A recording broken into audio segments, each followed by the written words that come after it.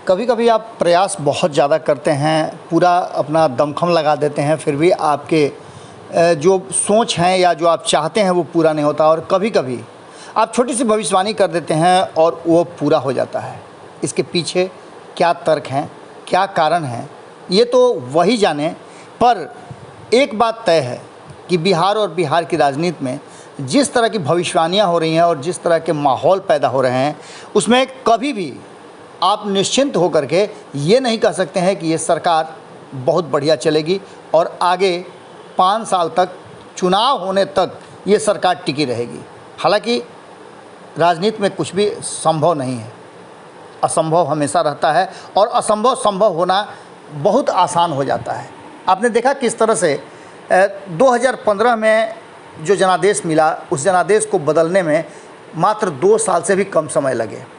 एक बार फिर से 2020 में चुनाव हुए और चुनाव होने के बाद से ही कयास लगाए जा रहे थे कि कहीं ना कहीं सरकार सब कुछ ठीक ठाक से नहीं चल रही है और कभी भी सरकार गिर सकती है या फिर सरकार बदल सकती है। नमस्कार, भोरे भोर के इस एपिसोड में आपका बहुत बहुत अभिनंदन करते हैं, स्वागत करते हैं। और आज हम ये बात क्यों बोल रहे हैं, उसके पीछे क्या तर्क है, तो हम सबसे पहले आपको बता दें कि तेजस्वी यादव ने दिल्ली से आते एक भविष्यवाणी की थी। उन्होंने कहा था कि 90 दिनों के अंदर में 2-3 महीने में सरकार गिर जाएगी। जब हमने इस पर पूरा पड़ताल किया, पूछा कि कैसे आप सरकार गिराना चाहते हैं, तो तेजस्वी यादव की पार्टी और महागठबंधन के लोगों का कहना यह था कि हम क्यों गिराएंगे। ये सरकार जिस तरह से चल रही है और जिस तरह से आपस में कलह चल रहा है, अरे पार्टियों की बात तो छोड़ दीजिए, एनडीए में जो शामिल हैं आपस में ही, अपनी ही पार्टी में सब कुछ ठीक ठाक नहीं चल रहा है। ऐसी स्थिति में सरकार का 5 साल चलना शायद सपने जैसा है। अब इन सब बातों को तर्कों की कसौटी पर यदि कसते हैं तो आप देखेंगे कि किस तरह से नीतीश कुमार पूरी तरह संतुष्ट नहीं है। और घर का मुखिया जब पूरी तरह से संतुष्ट नहीं हो, घर के हर सदस्य उसके विचार, उसके आदेश निर्देश के विपरीत यदि काम करने लगें तो कहीं ना कहीं समस्याएं तो होंगी ही। आपने देखा किस तरह से जदयू में चर्चाएं ज़बरदस्त चल रही थी कि आरसीपी सिंह ने बिना किसी का इजाज़त लिए, और इसके पीछे तर्क भी था क्योंकि नीतीश कुमार बार बार सवाल के जवाब में यही कह रहे थे कि उन्हें नहीं पता कि क्या कुछ हो रहा है, आप जाकर के आरसीपी सिंह से पूछिए। अब ऐसी स्थिति में आरसीपी सिंह ने आज जो हम बात कह रहे हैं आपसे कि एक दिन पहले उन्होंने खुलासा किया कि वो केंद्रीय मंत्रिमंडल में शामिल हुए हैं, तो नीतीश के कहने पर उन्होंने साफ तौर पे कहा कि नीतीश के कहने पर मंत्री बना हूँ, पार्टी जब कहेगी छोड़ दूंगा। आरसीपी सिंह दरअसल पार्टी के राष्ट्रीय अध्यक्ष हैं और इसके साथ ही कहा जाता है कि जो नियम है, जो संविधान है जदयू का, उसमें एक व्यक्ति एक पद पर है, लेकिन अपवाद कई हुए हैं। आपको पता है कि कैसे अपवाद हुए हैं, उसके उदाहरण हम आपको 1-2 दे रहे हैं कि आपने देखा होगा कि किस तरह से नीतीश कुमार खुद मुख्यमंत्री भी रहे हैं और पार्टी के अध्यक्ष भी रहे हैं। अब ऐसी स्थिति में अगर वैसा ही होता है आरसीपी सिंह के साथ तो कोई नियम का उल्लंघन नहीं होगा। नियम का उल्लंघन अगर कहा जाए तो पहले ही हो चुका है। आपको पता है कि पार्टी के संविधान के तहत, मैं जदयू की बात कर रहा हूँ, संविधान के तहत ये बातें खुलकर सामने आ गई हैं कि जो पार्टी का अध्यक्ष होगा वही संसदीय बोर्ड का भी अध्यक्ष होगा। लेकिन नीतीश कुमार ने उन नियमों को ताक पर रखते हुए किस तरह से उपेंद्र कुशवाहा को संसदीय बोर्ड का अध्यक्ष बना दिया था। पूरे तामझाम के साथ उपेंद्र कुशवाहा को जदयू में ज्वाइन कराया गया था। पार्टी का विलय करके उपेंद्र कुशवाहा शामिल हुए थे। उसके बाद आपने देखा कि उपेंद्र कुशवाहा को लेकर के कितने ज़्यादा पॉजिटिव वाइब दे रहे हैं नीतीश कुमार। कल जब बैठक हो रही थी वर्चुअली, तो उसमें उन्होंने उपेंद्र कुशवाहा के तारीफ़ों के पुल बनाने शुरू कर दिए, काफ़ी तारीफ़ किया। और वहीं अगर बात करें तो इस पूरे माहौल में बहुत सारी अच्छाइयों के साथ साथ कुछ कमियां भी नज़र आई। इन सब बातों को लेकर के तेजस्वी यादव ने जिस तरह से आज से 15 दिन पहले अपने संसदीय या विधानसभा क्षेत्र में जिस तरह से लोगों के जवाब में कहा कि जल्द ही सरकार गिर जाएगी, 2-3 महीने इंतज़ार कीजिए, अब लगता है कि इन सारी चीज़ों को धीरे धीरे नियति भी चाह रही है, या हो सकता है कि नीतीश कुमार इन सारी चीज़ों को संभाल भी लें, क्योंकि नीतीश कुमार इसके माहिर माने जाते हैं। आपको तर्कों के हिसाब से और जो तथ्य सामने है उसके आधार पर अगर देखा जाए तो ये कहना थोड़ा सा असंभव या मुश्किल जैसा लग रहा है कि नीतीश कुमार से संभल जाएगा, क्योंकि नीतीश कुमार जितना संभालने का कोशिश कर रहे हैं, चीज़ें उनके हाथ से रेत की तरफ फिसलती जा रही है।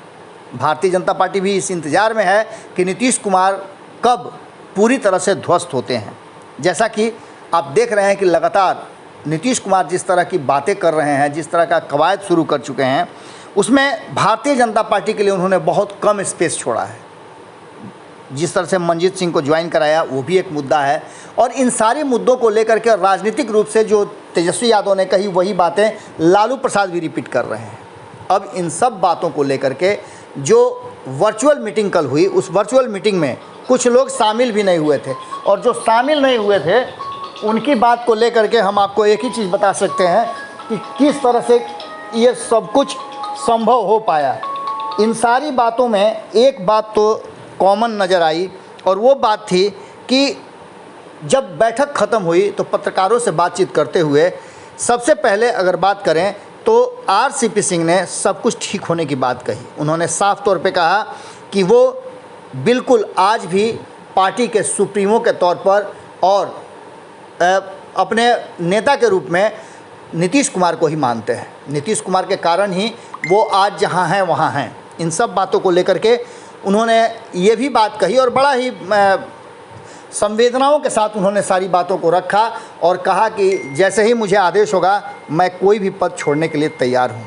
लेकिन अब इसके बाद की हम कहानी आपको बताते हैं। उपेंद्र कुशवाहा जिन्हें कहा जा रहा था कि पार्लियामेंट्री बोर्ड का अध्यक्ष बनाने के बाद से दोनों के बीच में तल्खियाँ थी, यानी कि एक कन्फ्यूजन स्थिति पैदा हो गई थी जो संविधान के अनुरूप गलत थी।